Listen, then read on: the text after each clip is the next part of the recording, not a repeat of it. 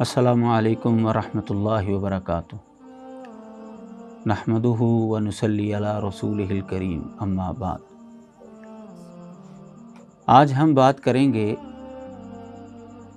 7 सितंबर 1974 को क्या हुआ था पाकिस्तान की असम्बली के अंदर। ये दिन अहले पाकिस्तान और मुसलमानों के लिए बड़ा ही खुशी का दिन है कि इस दिन में पाकिस्तान की कौमी असम्बली ने कादियानियों को आइनी तौर पर गैर मुस्लिम अक़लियत जो है वो करार दिया। ये 7 सितंबर 1974 को ये फ़ैसला हुआ था। इस फ़ैसले के पस मंज़र को जानने के लिए हमें कादियानियत के बानी मिर्ज़ा ग़ुलाम अहमद कादियानी के अक़ायद और नज़रियात और उसके मामलात को देखना पड़ेगा। मिर्ज़ा साहब ने जब गैर इस्लामी अक़ायद और नज़रियात को इस्लाम का लिबादा उड़ाकर सादा लो मुसलमानों को अपने जाल में फांसने की कोशिश की तो उस ज़माने के उलमा ने उनको समझाया, लेकिन तौबा करने की बजाय वो अपनी ज़िद पर अड़े रहे, जिसकी वजह से उस ज़माने के तमाम मुसलमानों ने, जो चोटी के उलमा थे मुसलमानों के, उन्होंने मुत्तफ़िका तौर पर मिर्ज़ा ग़ुलाम अहमद कादियानी और उसके अक़ायद और नज़रियात के हामिलीन लोगों को दायरा इस्लाम से ख़ारिज करार दिया। यह 1891 और 1892 की बात है। वक़्त गुज़रता गया, पाकिस्तान मार्ज़ वजूद में आया। उस ज़माने में कादियानियों का जो सरबरा था मियाँ महमूद, बशीरुद्दीन महमूद उसको कहा जाता है, उसका नाम था, लेकिन मियाँ महमूद के नाम से वो मारूफ़ है। कादियानियों का दूसरा खलीफा था और ये मिर्ज़ा ग़ुलाम अहमद कादियानी का दूसरी बीवी से बड़ा बेटा था। ये आदमी पाकिस्तान के मार्ज़ वजूद के अंदर आने पर राज़ी नहीं था।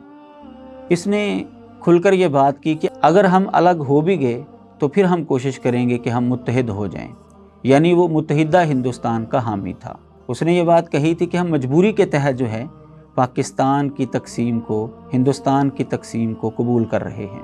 खैर, ये लोग पाकिस्तान के अंदर आ गए। पाकिस्तान में आने के बाद इनकी रेशा दवानियाँ जो हैं वो जारी रहीं। मुसलमानों को काफर और ख़ुद को मुसलमान जो हैं वो कहते रहे और हुकूमत वक़्त के ऊपर असरअंदाज होना शुरू हो गए। मुसलमानों ने 1953 के अंदर इनके ख़िलाफ़ तहरीक शुरू की ताकि इनको कानूनी तौर पर गैर मुस्लिम अक़लियत जो है डिक्लेयर किया जाए, लेकिन उस ज़माने में इस तहरीक को बज़ोर बाजू हुकूमत ने दबा दिया और बेशुमार शुहदा का खून जो है वो अपने सर लेकर ये मुसलमानों के इस मुतालबे को रद्द कर दिया गया। बजाय इसके कि कादियानी लोग समझ जाते, लेकिन उनकी चालबाजियाँ जो है वो मज़ीद सामने आना शुरू हो गई। हत्ता कि 29 मई 1974 को सानेहा रबवा जो है वो रूनमा हुआ। निश्तर मेडिकल कॉलेज मुल्तान के तलबा वो सैर के लिए जा रहे थे तो रबवा स्टेशन पर जब उनकी गाड़ी ट्रेन जो है वो रुकी तो कादियानियों ने अपना तबलीगी पम्फलेट जो है वो तकसीम करने शुरू कर दिए। तो नौजवान थे वो तलबा, उन्होंने ख़त्म नबूवत ज़िंदाबाद के नारे लगाना शुरू कर दिए। खैर, उस वक़्त तो कादियानी कुछ नहीं कर सके थे क्योंकि बिल्कुल थोड़े से वक़्त के लिए ट्रेन रुकी थी। ट्रेन आगे चल पड़ी। वापस जब ये तलबा आए सैरो सियाहत करने के बाद और रबवे में पहुँचे, ट्रेन वहाँ पर रुकी तो कादियानियों का जो चौथा खलीफा गुज़रा है मिर्ज़ा ताहिर, जो कि मिर्ज़ा ग़ुलाम अहमद कादियानी का पोता था, उसकी सरबराही में इन तलबा को ज़दोकोब किया गया, इनको जुल्म का निशाना बनाया गया और इनको ज़ख्मी किया गया। देखते ही देखते ये बात जो है पूरे पाकिस्तान के अंदर फैल गई और सारा पाकिस्तान जो है वो सरापा एहतजाज बन गया कि ये लोग बदमाशी के ऊपर उतर आए हैं, मुसलमानों को मारने के ऊपर उतर आए हैं لہٰذا تحریک ختم نبوت جو 1953 کے اندر دبی ہوئی تھی وہ پھر سامنے آ گئی اور بڑے زور و شور کے ساتھ سامنے آئی۔ حالات کا مطالعہ کر کے اس زمانے کا جو وزیر اعظم تھا ذوالفقار علی بھٹو، یہ قادیانیوں کا سیاسی حلیف تھا۔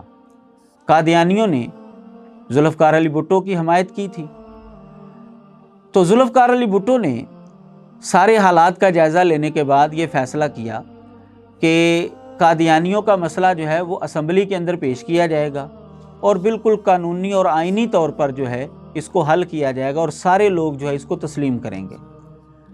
قادیانیوں کو بھروسہ تھا کہ ہمارا یہ سیاسی حلیف ہے، ہم نے اس کی حمایت کی ہے تو یہ ہماری سائیڈ لے گا۔ انہوں نے درخواست دے دی کہ چونکہ ہمارے عقائد پر گفتگو ہونی ہے اس لیے ہمیں جو ہے وہ اسمبلی کے اندر آنے کی اجازت دی جائے، اور بجائے اس کے کہ ہماری کتابوں سے فیصلہ کریں، آپ ہم سے جو ہے وہ ڈائریکٹ گفتگو کریں، ہم سے سوالات کریں، ہم اپنے عقائد خود بیان کریں گے۔ تو ان کی درخواست کو منظور کر کے قادیانیوں کے جو اس وقت دو گروہ تھے پاکستان کے اندر، ان دونوں کے سربراہوں کو دعوت دی گئی اسمبلی کے اندر۔ قادیانیوں کا گروپ جو ربوے میں رہتا تھا اس کا سربراہ مرزا ناصر، یہ مرزا غلام محمد قادیانی کا پوتا تھا اور یہ ان کا تیسرا خلیفہ تھا اس زمانے میں۔ اس کو بلایا گیا، اس کی معاونت کے لیے اس کا چھوٹا بھائی مرزا طاہر جو چوتھا خلیفہ بنا تھا اس کے بعد، وہ دوست محمد شاہد، ابو العطا جلندری، یہ 4 افراد پر مشتمل جو ہے یہ ربوہ گروپ والوں کی ٹیم جو ہے اسمبلی کے اندر پہنچی۔ لاہوری گروپ والوں کو جب دعوت دی تو ان کے جو امیر تھے صدر الدین، وہ بہت بوڑھے ہو چکے تھے، وہ بات جو ہے وہ کرتے تھے تو ان کی سمجھ نہیں آتی تھی، تو انہوں نے اپنی طرف سے بولنے کے لیے حکیم نور الدین جو کہ قادیانیوں کا پہلا خلیفہ ہوا ہے، اس کا بیٹا عبد المنان عمر کو جو ہے وہ ساتھ لیا، اور مسعود بیگ جو ہے وہ معاونت کے لیے حاضر ہوا۔ تو 13 دن تک ان کے اوپر جو ہے جرح ہوتی رہی۔ 11 دن تک سوالوں کے جوابات دیے ہیں ربوہ گروپ والوں نے، یعنی مرزا ناصر احمد نے، اور 2 دن جو ہے وہ بحث ہوئی ہے لاہوری گروپ کے نظریات اور عقائد کے اوپر۔ 13 دن جو ہے ان کے اوپر گفتگو ہوئی، پھر اس کے بعد 8 دن تک جو ہے وہ اسمبلی کے ممبران کے بیانات چلیں، کل 21 دن تک جو ہے یہ ساری کارروائی جو ہے وہ ہوئی، اور 21 دن کی کارروائی کے بعد جو فیصلہ کیا گیا وہ فیصلہ یہ تھا کہ قادیانی لوگوں کے عقائد اور نظریات ایسے ہیں کہ ان کا اسلام کے ساتھ کوئی تعلق نہیں ہے، یہ غیر مسلم ہیں، لہذا پاکستان کے آئین کے اندر ان کو اقلیت کی حیثیت جو ہے وہ دی جائے گی۔ اور ساری اسمبلی نے یہ فیصلہ کیا، ایک ووٹ بھی ان کے حق میں نہیں تھا، سب نے ووٹ جو ہے وہ ان کے غیر مسلم ہونے کے متعلق ہی ڈالے تھے، سب نے یہی فیصلہ کیا تھا۔ اور اس اسمبلی کے اندر وہ دنیا دار پڑھے لکھے لوگ تھے، جو علماء تھے وہ تو چند ایک ہی تھے، اور قادیانی لوگ جو ہیں وہ سادہ لو مسلمانوں کو ورگلانے کے لیے یہ کہتے ہیں کہ جی یہ ساری کارروائی جو ہے مولویوں نے کی ہے، حالانکہ بھئی مولوی تو اس اسمبلی کے اندر چند تھے، باقی سارے کے سارے جو ہیں وہ دنیا دار پڑھے لکھے لوگ موجود تھے اس اسمبلی کے اندر۔ اور بھٹو کی دنیا داری جو ہے وہ تو اپنی مثال آپ ہے، اس کے بارے میں تو کوئی بات نہیں کر سکتا، وہ تو مولوی نہیں تھا۔ تو یہ خام خواہ جو ہے انہوں نے جھوٹ پھیلایا ہے صرف اپنے آپ کو بچانے کے لیے۔ تو یہ ساری کارروائی جو ہے یہ 21 دن تک ہوئی، اس کے نتیجے میں 7 ستمبر 1974 کو قادیانیوں کو غیر مسلم اقلیت جو ہے وہ قرار دیا گیا۔ اب یہاں پر سوال اٹھتا ہے کہ کیا قادیانی لوگ 1974 سے پہلے غیر مسلم نہیں تھے؟ بھائی بالکل تھے، وہ 1974 کے اندر پاکستان کے قانون کے مطابق ان کو غیر مسلم اقلیت قرار دیا گیا، وہ بھی جمہوریت، جس کا یہ سارے جو ہے وہ رونا روتے ہیں، جمہوریت کے مطابق فیصلہ ہونا چاہیے، تو جمہوریت جو ہے اس کے مطابق فیصلہ کیا گیا ہے، جس کو یہ قطعاً جو ہے وہ قبول کرنے کے لیے تیار نہیں، اور آج تک جو ہے وہ اس کو قبول نہیں کر رہے۔ तो 1974 से पहले भी ये लोग गैर मुस्लिम ही थे। जैसा कि मैंने शुरू में बताया कि मिर्ज़ा ग़ुलाम अहमद कादियानी की ज़िंदगी में ही 1891 और 92 में हिंदुस्तान के जो बड़े चोटी के उलमा थे और हर मसलक के उलमा ने ये मुतफ़िक़ा तौर पर फ़ैसला किया कि इसके अक़ायद कुफ्रिया हैं और ये दायरा इस्लाम से ख़ारिज है। इसी तरह थोड़ा सा आगे चले, पाकिस्तान के मार्ज़ वजूद में आने से पहले 1926 के अंदर एक मुकदमा दायर होता है बहावलपुर अदालत के अंदर। वहाँ पर एक लड़की की तरफ से ये दावा दायर हुआ कि मेरा निकाह हुआ है एक आदमी के साथ और निकाह के बाद अभी रुखसती तो नहीं हुई, लेकिन उसने बाद में कादियानियत कबूल कर ली और मेरा दावा ये है कि ये गैर मुस्लिम हो गया है, इसके अक़ायद कुफ्रिया हो गए हैं, लिहाजा मेरा निकाह जो है वो फसख किया जाए। 1926 को ये केस चलता है और 1935 में इसका फ़ैसला होता है। बहावलपुर की अदालत ने इतने साल की मेहनत के बाद जो फ़ैसला दिया, वो फ़ैसला मुकदमा बहावलपुर के नाम से शाया हो चुका है, मिल जाता है मार्केट से।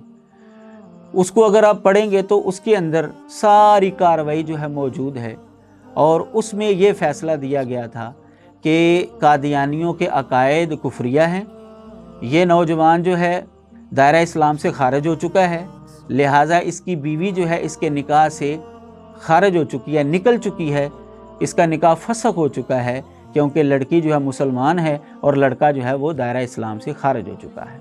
ये फ़ैसला हुआ था। यानी 1974 से पहले भी इनके बारे में फ़ैसला हो चुका था कि ये गैर मुस्लिम हैं, इनका इस्लाम के साथ कोई ताल्लुक़ नहीं है। और वो दौर भी अंग्रेज़ों का था। 1926 से लेकर 1935 तक आप देखें, ये सारा अंग्रेज़ों का दौर चल रहा था।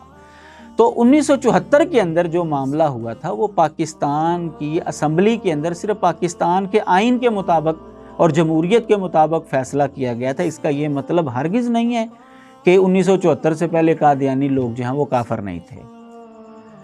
सवाल यहाँ पर फिर ये उठता है कि आप लोग उनको काफिर क्यों कहते हैं? वो तो ख़ुद को मुसलमान कहते हैं, कलमा भी वही पढ़ते हैं और नमाज़ें भी वही पढ़ते हैं। भाई ये इनका धोखा है।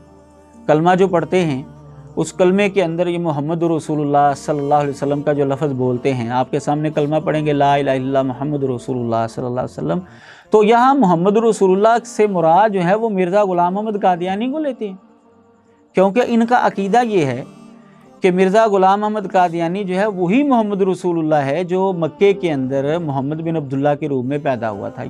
इनके अकीदे के मुताबिक नबी अलैहिस्सलातु वस्सलाम ने दुनिया में 2 दफ़ा पैदा होना था। एक दफ़ा जो है मक्के में पैदा हुए हैं और दूसरी दफ़ा मिर्ज़ा ग़ुलाम अहमद कादियानी की रूह में कादियान में पैदा हुए। ये इनका अकीदा है। तो मिर्ज़ा ग़ुलाम अहमद कादियानी ने ख़ुद खुतबा इल्हामिया के अंदर ये बात किया, मन फ़र्रक़ बैनी व बैनल मुस्तफ़ा फ़मा अरफ़नी व मा रआ, जिसने मेरे और मुस्तफ़ा सल्लल्लाहु अलैहि वसल्लम के दरमियान फ़र्क किया उसने ना मुझे देखा ना पहचाना। यानी वो कहता है कि मैं और मोहम्मद सल्लल्लाहु अलैहि वसल्लम एक ही शख्स हैं, सारा वजूद ही वजूदा हो। ये भी इसका कौल खुतबा इल्हामिया उसकी किताब के अंदर मौजूद है कि मेरा वजूद और मोहम्मद सल्लल्लाहु अलैहि वसल्लम का वजूद जो है वो एक ही हो गया है। यही वजह है कि मिर्ज़ा ग़ुलाम अहमद कादियानी का बेटा बशीर अहमद, जिसने उसके सीरत के ऊपर, उसके हालात के ऊपर किताब लिखी सीरतुल महदी, उसका मज़मून शाया हुआ कलिमतुल फ़सल के नाम पर। उसके सफ़ा नंबर 157 और 158 पर ख़ुद जो है ये सवाल उठाता है कि हमसे ये सवाल किया जाता है कि अगर आपने नया नबी बना लिया है तो फिर नया कलमा तुमने क्यों नहीं बनाया? कहता है असल में हमारे नज़दीक मोहम्मद सल्लल्लाहु अलैहि वसल्लम के अलावा कोई और बंदा तो आया ही नहीं, इसलिए हमें नए कलमे की ज़रूरत नहीं है। अगर कोई नया बंदा आया होता तो नए कलमे की ज़रूरत होती। आखिर में जाकर खुलासा ये निकालता है, पस मसीह मऊद, यानी मिर्ज़ा ग़ुलाम अहमद कादियानी कहता है पस मसीह मऊद ख़ुद मोहम्मद रसूलुल्लाह है जो इशाते इस्लाम के लिए दोबारा दुनिया में तशरीफ़ लाए, इसलिए हमें नए कलमे की ज़रूरत नहीं है। तो ये किज़ब बयानी से काम लेते हैं, इसलिए हम उनके कलमे का एतबार नहीं करते और उनके अकायद जो हैं वो गैर इस्लामी हैं। अब मिर्ज़ा ग़ुलाम अहमद कादियानी ने जब मोहम्मद रसूलुल्लाह सल्लल्लाहु अलैहि वसल्लम होने का दावा कर लिया तो जो नबी अलैहिस्सलातु वस्सलाम के फ़ज़ाइल और मनाक़ब हैं वो इसने ख़ुद अपने ऊपर जो है फ़िट करना शुरू कर दिए। इसने कहा जी कुरान मजीद में जो आ रहा है वमा अरसलनाका इल्ला रहमतल लिल आलमीन, ये नबी अलैहिस्सलातु वस्सलाम के हवाले से सारे मुसलमान मानते हैं कि ये नबी अलैहिस्सलातु वस्सलाम की खुसूसियत है। लेकिन मिर्ज़ा ग़ुलाम अहमद कादियानी कहता है कि अल्लाह ने मुझे भी कहा वमा अरसलनाका इल्ला रहमतल लिल आलमीन। इसके इल्हामात का मजमुआ है तज़किरा, उसके अंदर आपको ये सारे बातें जो है मिल जाएंगी। कहता है जी इन्ना आतईना कल कौसर, अल्लाह ताला ने मुझे भी फरमाया है कि मैंने तुझे कौसर अता किया। ये नबी अलैहिस्सलाम का खासा है। कहता है कुरान मजीद में जो आयत आ रही है कुल इन कुंतुम तुहिब्बूनल्लाह फत्तबिऊनी युहब्बिबकुमुल्लाह, कि अगर कह दो कि अगर तुम अल्लाह से मोहब्बत करना चाहते हो तो मेरी पैरवी करो। कहता है अल्लाह ने मुझे भी ये कहा है। मुकाम महमूद नबी अलैहिस्सलाम को मिलना है, ये पूरी दुनिया पूरी इंसानियत के अंदर एक ही शख्स हैं जिनको ये मुकाम मिलना है। ये कहता है अल्लाह ताला ने मुझे भी कहा है कि मैं तुझे मुकाम महमूद पर पहुँचाऊँगा। तो जो फ़ज़ाइल और मुनाकब मोहम्मद सल्लल्लाहु अलैहि वसल्लम के थे, हमारे प्यारे आका और मौला के थे, मिर्ज़ा ग़ुलाम अहमद कादियानी ने वही अकायद वही मनाकब और फ़ज़ाइल जो हैं वो अपने ऊपर फिट करना शुरू कर दिए। इसलिए हमें इनके कलमे का एतबार नहीं है, इसलिए हम इनको मुसलमान नहीं समझते। बल्कि जो 1974 को बहस हुई थी असम्बली के अंदर, उसमें मिर्ज़ा ग़ुलाम अहमद कादियानी के कई अकायद के ऊपर गुफ्तगू हुई थी। ख़त्म नबूवत के हवाले से बात हुई थी, ख़ातमुन नबीयीन जो आयत है उसके हवाले से जो है बात हुई थी, मिर्ज़ा ग़ुलाम अहमद कादियानी की पेशीन गोइयों के हवाले से बात हुई थी, मुसलमानों को काफिर करार देने के हवाले से बात हुई थी। तो वहाँ पर इस पर भी बात हुई थी कि मिर्ज़ा का ये दावा है, कादियानियों का ये दावा है कि मिर्ज़ा ग़ुलाम अहमद कादियानी जो है वो मोहम्मद सल्लल्लाहु अलैहि वसल्लम से अफजल है। काज़ी ज़ुहूरुद्दीन अकमल ने एक नज़म लिखी थी मिर्ज़ा ग़ुलाम अहमद कादियानी की ज़िंदगी में 1906 में। यह मिर्ज़ा ग़ुलाम अहमद कादियानी के मरने से 2 साल पहले ये नज़म जो है कादियानी अखबार के अंदर शाया हुई। उसके अंदर मिर्ज़ा ग़ुलाम अहमद कादियानी के हवाले से उसने ये शेर कहा था कि मोहम्मद फिर उतर आए हैं हम में और आगे से हैं बढ़कर अपनी शान में, मोहम्मद देखने हो जिसने अकमल, ग़ुलाम अहमद को देखे कादियान में। तो असम्बली के अंदर जो बहस हुई थी इस शेर के ऊपर भी गुफ्तगू हुई थी कि कादियानियों के यहाँ मिर्ज़ा ग़ुलाम अहमद कादियानी का मुकाम और मर्तबा जो है वो मोहम्मद सल्लल्लाहु अलैहि वसल्लम से आला और अफजल है। ये शेर बतौर हुज्जत और दलील के जो है वो पेश किया गया। तो इसलिए उनके अकायद और नज़रियात ऐसे हैं कि जिससे वो दायरा इस्लाम से खारिज होते हैं, इसलिए हमें उनके कलमे का कोई एतबार नहीं है। अगर वो मिर्ज़ा ग़ुलाम अहमद कादियानी को झूठा करार देकर फिर कलमा पढ़ें और मोहम्मद रसूलुल्लाह सल्लल्लाहु अलैहि वसल्लम का नाम लेकर सिर्फ वही शख्सियत मुराद लें जो मुसलमान मुराद लेते हैं, तो फिर हम उनको बिल्कुल मुसलमान मानने के लिए तैयार हैं। ये तो हो गया तस्वीर का एक रुख।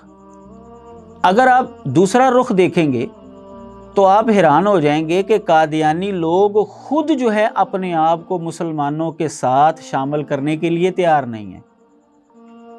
खुद उनका ये अकीदा है कि मुसलमान जो मिर्ज़ा ग़ुलाम अहमद कादियानी को नहीं मानता, खा उसने मिर्ज़ा साहब का नाम भी नहीं सुना, वो दायरा इस्लाम से खारिज है। मिर्ज़ा ग़ुलाम अहमद कादियानी का ये नज़रिया है कि मुसलमानों के साथ हमारा इख्तलाफ को थोड़ी बातों पर नहीं है, बल्कि हर चीज़ के अंदर है। अल्लाह ताला के हवाले से भी है, मोहम्मद सल्लल्लाहु अलैहि वसल्लम के हवाले से भी है, कुरान के हवाले से भी, सब चीज़ों के अंदर, नमाज रोज़े के अंदर, हर चीज़ के अंदर हमारा उनके साथ इख्तलाफ है। उनके नज़दीक मुसलमानों का जनाजा पढ़ना जायज़ नहीं है, बल्कि मुसलमानों का मासूम बच्चा अगर फौत हो जाए तो उसका जनाजा भी पढ़ने के लिए ये लोग तैयार नहीं है। ये उनके अकीदे का हिस्सा है। उनके नज़दीक मुसलमानों का मुकाम वही है जो मुसलमानों के यहाँ यहूदियों और ईसाइयों का है। इसीलिए उनके यहाँ ये अकीदा है कि मुसलमान की लड़की जो है उसकी शादी कादियानी मर्द से हो सकती है, लेकिन कादियानी लड़की की शादी मुसलमान मर्द से नहीं हो सकती। जैसा कि मुसलमानों का ये अकीदा है कि मसीही खातून की शादी जो है वो मुसलमान मर्द से तो हो सकती है, लेकिन मुसलमान औरत की शादी मसीही मर्द से नहीं हो सकती। वो बिल्कुल मुसलमानों को जो है यहूदियों और ईसाइयों के मुकाम पर खड़ा करके देखते हैं। खुद उनका जो खलीफा था मियाँ महमूद, उसने ये कहा था कि हम हिंदुस्तान की तकसीम पर अगर राज़ी हो रहे हैं तो मजबूरन राज़ी हो रहे हैं, फिर हम कोशिश करेंगे कि एक दफ़ा जो है फिर इकट्ठे हो जाएं हम। तो वो मुसलमानों के साथ खुद ही रहने के लिए तैयार नहीं हैं, तो मुसलमान उनको अपने साथ क्यों रखें।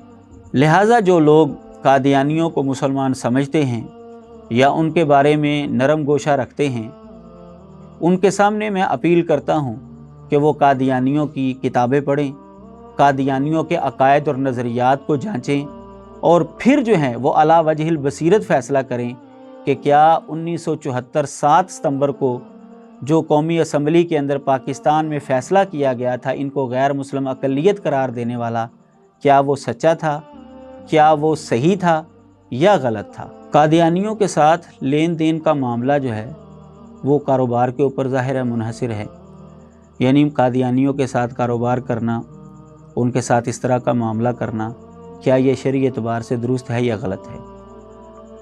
تو جب ہم قادیانیوں کے عقائد اور نظریات کو دیکھیں گے تو ہمیں یہ بات معلوم ہوتی ہے کہ وہ زندیق کے حکم میں آتے ہیں کہ انہوں نے غیر اسلامی عقائد اور نظریات جو ہیں ان کو اسلام کا لبادہ اڑا کر جو ہے وہ لوگوں کے سامنے پیش کیا ہے، اس لیے ان کی شرعی طور پر جو سزا بنتی ہے اس کے مطابق ان کے ساتھ لین دین کی قطعاً کوئی گنجائش نہیں بنتی۔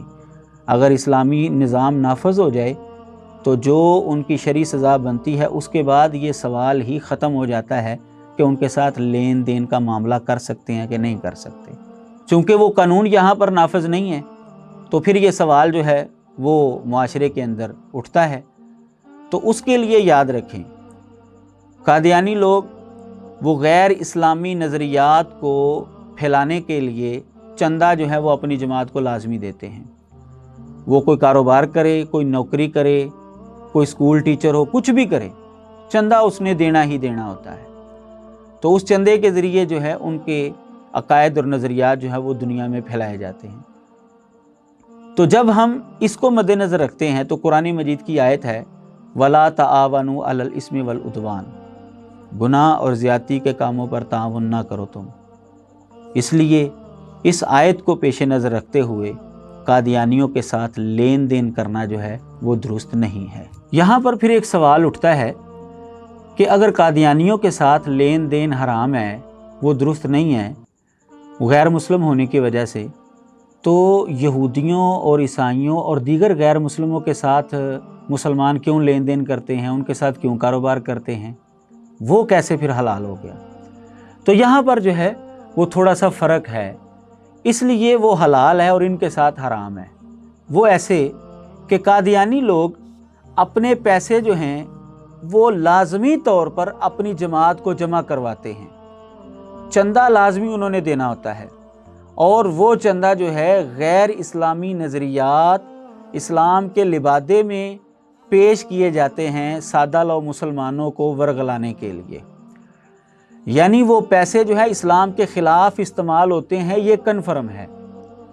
جبکہ دیگر جو غیر مسلم ہیں ان کے ساتھ جو لین دین آپ کرتے ہیں ان کا پیسہ اسلام کے خلاف استعمال ہو یہ کنفرم نہیں ہے، لیکن اگر کسی غیر مسلم کے بارے میں یہ کنفرم ہو جائے کہ وہ اپنا پیسہ جو ہے اسلام کے خلاف استعمال کرتا ہے، پھر اس کے ساتھ بھی لین دین حرام ہے، اس کے ساتھ بھی لین دین درست نہیں ہے۔ جبکہ قادیانیوں کے علاوہ جو دیگر غیر مسلم ہیں ان کے بارے میں کنفرم نہیں ہے کہ وہ اسلام کے خلاف اپنا پیسہ استعمال کرتے ہیں، اس لیے ان کے ساتھ لین دین حلال چیزوں کا، ان کے ساتھ کاروبار کرنا وہ بالکل درست ہے، اور قادیانیوں کے ساتھ جو ہے وہ درست نہیں ہے، کیونکہ یہ اپنے پیسے جو ہیں وہ اسلام کے خلاف کنفرم ہے کہ وہ استعمال کرتے ہیں۔ قادیانیوں کو اقلیت والے حقوق جو ہیں وہ ملنے چاہیے، لیکن کب؟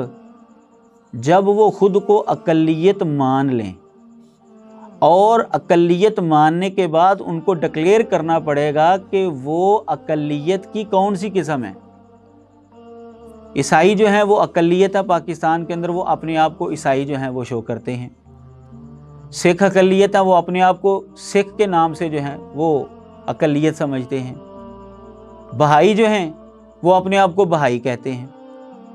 لیکن پرابلم یہ ہے کہ اگر ان کو اقلیت والے حقوق دیے جائیں گے تو یہ اپنے آپ کو کیا شو کروائیں گے؟ یہ کہیں گے کہ ہم مسلمان اقلیت ہیں، کیونکہ یہ اپنے آپ کو مسلمان سمجھتے ہیں، اپنے آپ کو مسلمان کہتے ہیں۔ کبھی بھی انہوں نے اپنے آپ کو غیر مسلم قرار نہیں دیا، کبھی بھی انہوں نے اپنے آپ کو غیر مسلم نہیں کہا۔ تو اقلیت والے ان کو حقوق مل سکتے ہیں، لیکن اس کے لیے ضروری ہے کہ یہ اپنے آپ کو اقلیت سمجھیں اور ڈکلیئر کریں کہ یہ کیا ہے، کیونکہ اپنے آپ کو اگر یہ مسلمان کہیں گے تو بھائی مسلمان تو ہم ہیں جو اکثریت کے اندر ہیں۔ اگر وہ مسلمانوں والی اصطلاحات استعمال کریں گے تو بھائی پھر ہم اصطلاحات کون سی استعمال کریں گے؟ تو یہ عقلی اعتبار سے اگر آپ اس کو سمجھیں گے مزید جو ہے یہ بات واضح ہو جائے گی۔ انہوں نے مسلمانوں کی اصطلاحات جو ہے وہ اپنے لیے جو ہے وہ رکھ لی اور مسلمانوں کو یہ دائرہ اسلام سے خارج قرار دیتے ہیں۔ یہ تو ایسا ہی ہے کہ جیسے ہمارے گھر میں کوئی قبضہ کر کے کہے بھئی تم یہاں سے نکلو، یہ میرا گھر ہے۔ تو بھئی اقلیت والے ان کو اگر حقوق دینے ہیں تو یہ اپنے آپ کو اقلیت تسلیم کریں، اور اقلیت تسلیم کرنے کی صورت یہ ہے کہ یہ اپنے آپ کو واضح طور پر بتائیں کہ یہ غیر مسلم ہیں، ان کا مذہب یہ ہے، ان کے عقائد اور نظریات یہ ہیں۔ مسلمانوں والی اصطلاحات وہ ہرگز استعمال نہ کریں۔ قادیانی کمپنی کی پروڈکٹ استعمال کرنا جو ہے وہ بالکل درست نہیں ہے، کیونکہ قادیانی لوگ جو ہیں وہ اپنی جماعت کو چندہ لازمی دیتے ہیں۔ اگر چندہ نہیں دیں گے تو ان کو جو ہے جماعت سے خارج کر دیا جائے گا، اور وہ چندہ جو ہے ان کے غلط عقائد اور نظریات، غیر اسلامی عقائد کو پھیلانے کے کام آتا ہے۔ اگر آپ ان کی پروڈکٹ جو ہے وہ استعمال کریں گے، خریدیں گے، تو وہ چندہ جو ہے وہ غیر اسلامی عقائد اور نظریات اسلام کے روپ میں پیش کرنے کے اندر جو ہے ممد اور معاون بنے گا۔ اور قرآن مجید کی آیت ہے وَلَا تَعَاوَنُوا عَلَى الْإِثْمِ وَالْعُدْوَانِ، کہ گناہ اور زیادتی کے کاموں پر تعاون ہم نے نہیں کرنا۔ تو اس آیت کے پیش نظر یہ جواب ہے کہ قادیانیوں کی پروڈکٹ استعمال کرنا بالکل غلط ہے۔ دکان کے باہر لکھنا کہ قادیانیوں کا داخلہ ممنوع ہے، یہ جائز یا ناجائز ہونے کی بحث جو ہے وہ بعد میں ہے۔ اصل میں یہ دکاندار کی محبت ہے ختم نبوت کے ساتھ، اور اس کے دل کے اندر جو ختم نبوت کے منکر ہیں ان کے بارے میں جو نفرت پائی جاتی ہے اس کا اظہار ہے۔ وجہ بالکل واضح ہے کہ وہ خود کو مسلمان کہتے ہیں، مسلمانوں کو وہ کافر کہتے ہیں، اور مسلمانوں والی اصطلاحات جو ہیں وہ خود استعمال کرتے ہیں۔ اس لیے اگر کوئی مسلمان دکاندار یہ لکھ دیتا ہے کہ قادیانیوں کا داخلہ ممنوع ہے تو یہ اس کی محبت کے اوپر جو ہے دلالت کرتا ہوا جملہ ہے، اور قادیانیوں سے نفرت کے اوپر دلالت کرتا ہوا جملہ ہے۔ مرزا غلام احمد قادیانی کی زندگی کے پہلو تو بہت زیادہ ہیں۔ آپ اس کی زندگی کو اگر تقسیم کریں تو 5 حصوں پر جو ہے وہ تقسیم کر سکتے ہیں۔ تاریخ پیدائش سے لے کر یعنی 1839 اور 40 سے لے کر، اس نے خود کہا میری پیدائش 1839 یا 1840 کو ہوئی ہے، 1840 سے لے کر 1876 تک آپ جو ہے اس کی زندگی کا پہلا حصہ جو ہے وہ لے سکتے ہیں۔ اس حصے کے اندر اس نے بالکل عام نارمل زندگی گزاری ہے، عام انسان کی طرح زندگی گزاری ہے۔ اس زمانے کے اندر وہ اپنے والد کی پینشن لینے کے لیے گیا تھا، اور 700 روپیہ جو موجودہ دور کے اندر جو ہے وہ لاکھوں روپیہ اماؤنٹ بنتی ہے، وہ اڑا دیا اس نے، اور شرم کے مارے جو ہے وہ گھر نہیں آیا۔ سیالکوٹ میں جا کر اس نے کچہری میں نوکری کر لی، اور وہاں پر اس نے امتحان بھی دیا تھا مختاری کا، لیکن فیل ہو گیا۔ یہ اس زندگی کے اندر اس نے، یعنی زندگی کا جو پہلا حصہ ہے، اس زندگی کے اندر وہ بالکل عام زندگی اس نے گزاری ہے۔ 1877 کے اندر اس نے مذہبی میدان کے اندر جو ہے وہ قدم رکھا ہے، اور 5 سال تک جو ہے یہ دور چلا ہے۔ یہ ایک عالم دین اور ایک مناظر کی حیثیت سے جو ہے یہ معروف ہوا۔ دعوے اور بڑکیں اس کی بہت زیادہ تھی، لیکن عملی طور پر اس نے جو مناظرے کیے ہیں وہ کل 5 کیے ہیں۔ ان میں سے 2 غیر مسلموں کے ساتھ ہیں، اور 3 جو ہے مناظرے اس نے مسلمانوں کے ساتھ کیے ہیں۔ تو 1877 سے لے کر یہ 1882 تک یہ 5 سال اس کا دور چلتا ہے۔ اسی دور کے اندر اس نے براہین احمدیہ جو ہے کتاب وہ شائع کرنے کا اعلان کیا کہ یہ 50 جلدوں پر جو ہے میں کتاب لکھ رہا ہوں، تو میرے ساتھ تعاون کریں، میرے پاس شائع کرنے کے لیے پیسے نہیں، تو مسلمانوں نے اس کو چندہ دیا۔ 1882 تک جو ہے اس کے عقائد مسلمانوں والے ہی رہے ہیں، چونکہ یہ ایک مناظر کی حیثیت سے اور غیر مسلموں کو للکارنے والے کی حیثیت سے معروف ہو گیا تھا۔ مسلمان جو ہے اس کے ساتھ محبت کرتے تھے، بڑا چندہ ہوا اس کو۔ 1883 کے اندر یہاں سے اس کا تیسرا دور زندگی کا شروع ہوتا ہے۔ پہلی مرتبہ اس نے اپنے عقائد کے اندر تبدیلی جو ہے وہ شو کی، جب براہین احمدیہ کا حصہ سوم جو ہے اس نے شائع کیا۔ اس کے اندر اس نے یہ اعلان کیا کہ میں ملہم ہوں، مجھے اللہ تعالیٰ جو ہے وہ الہام کرتا ہے، میرے ساتھ اللہ تعالیٰ باتیں کرتا ہے۔ پھر اس نے مجدد ہونے کا بھی دعویٰ کر دیا، اس نے محدث ہونے کا بھی دعویٰ کر دیا ہے، مختلف انبیاء کے نام اپنے اوپر جو ہے یہ فٹ کرنا شروع ہو گیا۔ تو اس زمانے کے اندر کچھ علماء جو ہیں وہ چکنے ہو گئے اور اس سے متنفر ہو گئے کہ لگتا ہے کہ یہ بندہ آگے جا کر نبوت کا دعویٰ کرے گا۔ 1883 سے اس کی زندگی کا تیسرا دور شروع ہوتا ہے۔ اس کے اندر اس کے عقائد میں تبدیلی آنا شروع ہو گئی۔ 1890 تک یہ دور جو ہے اس کا چلتا ہے، یہ تیسرا دور ہے۔ 1891 جنوری کے اندر اس کی 2 چھوٹی چھوٹی کتابیں شائع ہوئیں، توضیح مرام اور فتح اسلام۔ اس کے اندر اس نے پہلی مرتبہ یہ اعلان کیا کہ عیسیٰ علیہ السلام فوت ہو چکے ہیں۔ مسلمانوں کا عقیدہ تھا حیات مسیح کا کہ عیسیٰ علیہ السلام زندہ قیامت کے قریب وہی نازل ہوں گے۔ مرزا غلام احمد قادیانی کا بھی پہلے یہی عقیدہ تھا، براہین احمدیہ کے اندر اس نے یہی لکھا تھا۔ لیکن جنوری 1891 کے اندر اس نے یہ اعلان کر دیا کہ عیسیٰ علیہ السلام فوت ہو چکے ہیں اور ان کے رنگ میں میں آیا ہوں، مجھے اللہ تعالیٰ نے عیسیٰ بن مریم بنا کر بھیجا ہے۔ یہاں سے مسلمانوں کا پھر اس کے ساتھ کھلم کھلا جو ہے وہ اختلاف جو ہے وہ سامنے آ گیا۔ اس کو سمجھانے کی کوشش کی گئی لیکن یہ باز نہ آئے۔ اس کے ساتھ ساتھ اس نے اور بھی غیر اسلامی عقائد اور نظریات لوگوں کے سامنے رکھے۔ تو یہاں سے مرزا غلام احمد قادیانی کی زندگی کا چوتھا دور شروع ہوتا ہے جنوری 1891 سے، اور یہاں سے مسلمانوں کی اور قادیانیوں کی راہیں جو ہیں وہ جدا ہو جاتی ہیں۔ اسی زمانے میں مرزا غلام احمد قادیانی پر جو ہے وہ متفقہ طور پر کفر کا فتویٰ لگا تھا کہ اگر یہ باز نہ آیا، توبہ نہیں کر رہا، تو یہ اس کے عقائد کفریہ ہیں، یہ دائرہ اسلام سے خارج ہے، اگر یہ اسی پر مر گیا تو یہ ابدی جہنمی ہے۔ یہ اس کے خلاف 1891 کے اندر یہ فتویٰ جو ہے متفقہ طور پر ہر مسلک کے چوٹی کے عالم نے جو ہے وہ دستخط کیے تھے کہ یہ دائرہ اسلام سے خارج۔ یہاں سے قادیانیوں کی اور مسلمانوں کی راہیں جو ہیں وہ جدا ہو جاتی ہیں۔ اس دور کے اندر مرزا غلام احمد قادیانی نے امام مہدی ہونے کا بھی دعویٰ کیا اور نبوت کی طرف جو ہے اس نے قدم بڑھانا شروع کر دیا۔ کبھی کہتا ہے میں امتی نبی ہوں، کبھی کہتا ہے میں متبع نبی ہوں، کبھی کہتا ہے میں ناقص نبی ہوں، کبھی کہتا ہے میں ذیلی نبی ہوں، کبھی کہتا ہے میں بروزی نبی ہوں۔ مختلف انداز سے جو ہے وہ نبی کا لفظ اپنے لیے استعمال کرنا شروع ہو گیا۔ مسلمان جب اس کی پکڑ کرتے تو کہتا ہے نہیں میں ختم نبوت کا قائل ہی ہوں، میں محمد صلی اللہ علیہ وسلم کو آخری نبی ہی مانتا ہوں، ان کے بعد مدعی نبوت کو کافر سمجھتا ہوں۔ اس زمانے کے اندر اس نے یہ کام جو ہے شروع کیا۔ یہ اس کی زندگی کا جو چوتھا دور تھا۔ یہ دور چلتا ہے اس کا 1900 تک۔ 1901 میں مرزا غلام احمد قادیانی نے ایک کتاب شائع کی، ایک غلطی کا ازالہ۔ اس کے اندر اس نے کھل کر اپنے آپ کو نبی اور رسول قرار دیا۔ اس کا بیٹا میاں محمود حقیقت النبوت کے اندر لکھتا ہے کہ 1901 کے اندر مرزا غلام احمد قادیانی نے نبوت کا دعویٰ کیا تھا۔ یہاں سے مرزا غلام احمد قادیانی کی زندگی کا 5واں دور جو ہے وہ شروع ہو جاتا ہے۔ اس دور کے اندر اس نے ختم نبوت کی بالکل الٹی تفسیر کر دی جو پہلے کیا کرتا تھا اور مسلمان جو کیا کرتے تھے۔ وہ یہ کہ پہلے مرزا غلام احمد قادیانی یہی سمجھتا تھا اور یہی کہتا تھا کہ محمد صلی اللہ علیہ وسلم آخری نبی ہیں، خاتم النبیین کا معنی یہی ہے کہ آپ نے نبیوں کو ختم کر دیا، نبوت آپ پر ختم ہو گئی ہے۔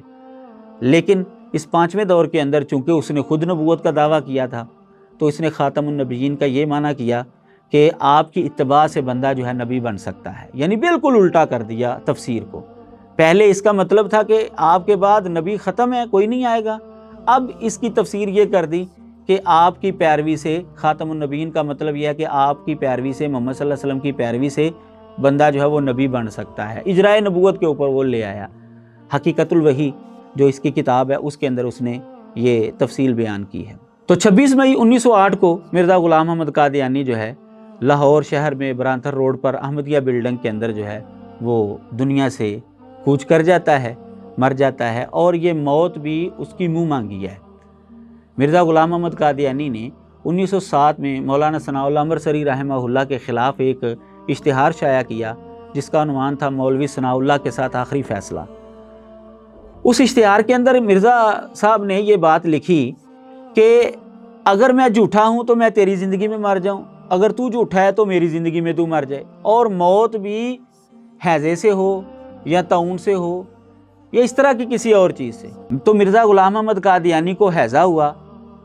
یہ مرزا غلام احمد قادیانی کا سسر میر ناصر نواب اس کے حالات زندگی پر کتاب شائع کی ہے قادیانیوں نے۔ اس کتاب کے اندر اس میر ناصر نواب کا یہ بیان انہوں نے نقل کیا ہے کہ اس وقت جب مرزا غلام احمد قادیانی آخری سانسیں لے رہا تھا وہ وہاں پر موجود تھا، تو اس نے حضرت صاحب سے پوچھا حال وال، تو حضرت صاحب نے یہ کہا کہ میر صاحب وبائی حیضہ عود آیا ہے، یعنی وبائی حیضہ لوٹ آیا ہے۔ ان مرزا صاحب نے خود اقرار کیا کہ مجھے حیضہ ہوا ہے۔ تو اس کے بعد کوئی واضح لفظ وہ نہیں بول سکے اور وہ دنیا سے چلا گیا مرزا غلام محمد قادیانی۔ یہ مرزا غلام محمد قادیانی کی زندگی کے مختصر سے حالات ہیں۔ یہاں پر ایک سوال کی میں وضاحت کر دوں، وہ آپ کے لیے دلچسپی سے جو ہے وہ خالی نہیں ہوگا۔ وہ یہ کہ جب 1891 میں مرزا غلام محمد قادیانی نے عیسیٰ بن مریم بننے کا دعویٰ کیا تو سوال یہ اٹھا کہ حدیث کے اندر تو آ رہا ہے کہ آنے والا جو ہے وہ عیسیٰ ہوگا اور اس کی والدہ کا نام مریم ہوگا، اور تمہارا نام تو غلام محمد ہے اور تمہاری ماں کا نام چراغ بی بی ہے، تم عیسیٰ بن مریم کیسے ہو؟ تو مرزا صاحب کو اس کا جواب نہیں آیا۔ تقریباً 10 سال کے بعد انہوں نے اس کا جواب جو ہے وہ سوچا، اور وہ جواب انہوں نے اپنی کتاب کشتی نوح کے اندر جو ہے وہ نقل کیا۔ وہ جواب یہ کہ اللہ تعالیٰ نے مجھے مریم کہہ کر پکارا ہے، لہٰذا 2 سال تک میں صفت مرمیت میں یعنی خاتون بنا رہا 2 سال تک، اور پھر اس کے بعد اللہ تعالیٰ نے مجھے جو ہے وہ حمل ٹھہرا دیا، استعارے کے رنگ میں مجھے حاملہ قرار دے دیا، اور وہ حمل جو ہے وہ تقریباً 10 مہینے تک جو ہے وہ مجھے رہا۔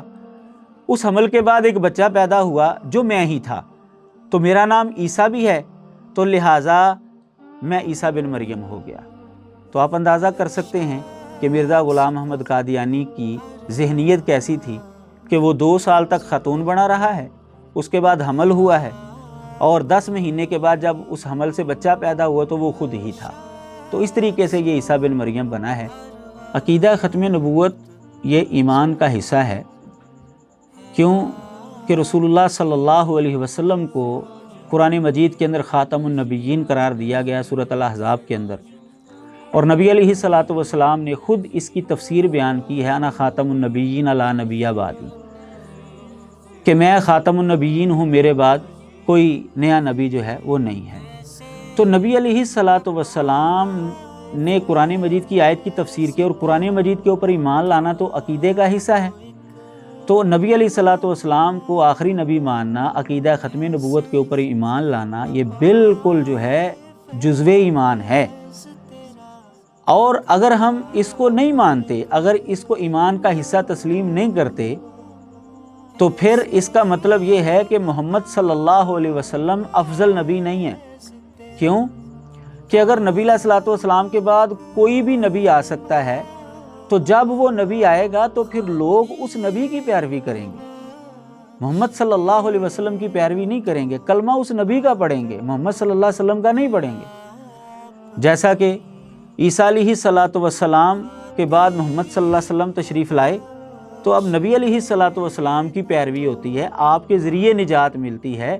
اب اگر کوئی محمد صلی اللہ علیہ وسلم کو چھوڑ کر عیسیٰ علیہ الصلوۃ والسلام کا کلمہ پڑھے یا ان کی پیروی کرے اور پھر وہ کہے کہ میں نجات یافتہ ہوں، تو یہ بالکل غلط ہے۔ جو نبی ہوگا وقت کا، پیروی اس کی ہوگی، اور نبی علیہ الصلوۃ والسلام کی شریعت جو ہے وہ بھی قیامت تک کے لیے ہے، آپ کی نبوت بھی قیامت تک کے لیے ہے۔ اگر آپ کو آخری نبی نہ مانا جائے تو پھر نبی علیہ الصلوۃ والسلام کی فضیلت، مقام اور مرتبہ جو آپ نے فرمایا تھا کہ مجھے پہلے انبیاء پر 6 چیزوں کے اندر فضیلت دی گئی ہے، ان میں سے ایک یہ وَخُتِمَ بِیَ النَّبِیُّونَ، اور میری وجہ سے نبیوں کا اختتام کر دیا گیا، یہ نبی علیہ السلام کا خود فرمان ہے۔ تو اگر آپ کے بعد نبوت کو جاری مانا جائے، ختم نبوت کو تسلیم نہ کیا جائے، اس کو ایمان کا حصہ نہ بنایا جائے، تو نبی علیہ الصلوۃ والسلام کی یہ خصوصیت یہ ختم ہو کر رہ جائے گی، نبی علیہ الصلوۃ والسلام کی فضیلت ختم ہو کر رہ جائے گی۔ نبی علیہ الصلوۃ والسلام نے خود اس کو فضیلت قرار دیا ہے، صحیح مسلم کی یہ حدیث میں نے آپ کے سامنے رکھی ہے۔ تو عقیدہ ختم نبوت یہ بالکل ایمان کا حصہ ہے۔ جو اس کو تسلیم نہیں کرتا، جو کہتا ہے کہ محمد صلی اللہ علیہ وسلم کے بعد بھی نبوت جاری ہے، کسی بھی رنگ میں کوئی نبی جو ہے وہ آ سکتا ہے نیا، اس کا اسلام کے ساتھ کوئی تعلق نہیں ہے، وہ دائرہ اسلام سے خارج ہے۔ یہی اہل علم کا فتویٰ ہے اور متفقہ فتویٰ ہے، اس کے اندر کوئی دو رائے نہیں ہے۔ مرزا غلام محمد قادیانی کی زندگی سے لے کر آج تک جو ہے متفقہ فتویٰ ہے مسلمانوں کا کہ جو اجرائے نبوت کا قائل ہے، محمد صلی اللہ علیہ وسلم کو آخری نبی نہیں مانتا، آپ کے بعد کسی بھی رنگ میں کوئی نیا نبی مانتا ہے یا آنے کا قائل ہے، اس کا اسلام کے ساتھ کوئی تعلق نہیں ہے۔ کیوں کہ اگر نیا نبی آ گیا تو مسلمانوں کی وحدت جو ہے وہ بھی پارا پارا ہو جائے گی۔ تو عقیدہ ختم نبوت یہ بالکل ایمان کا حصہ ہے، کیونکہ قرآن کے اندر موجود ہے، احادیث کے اندر موجود ہے، نبی علیہ الصلوۃ والسلام نے اس کو اپنی خصوصیت اور فضیلت قرار دیا ہے۔ وآخر دعوانا ان الحمد للہ رب العالمین۔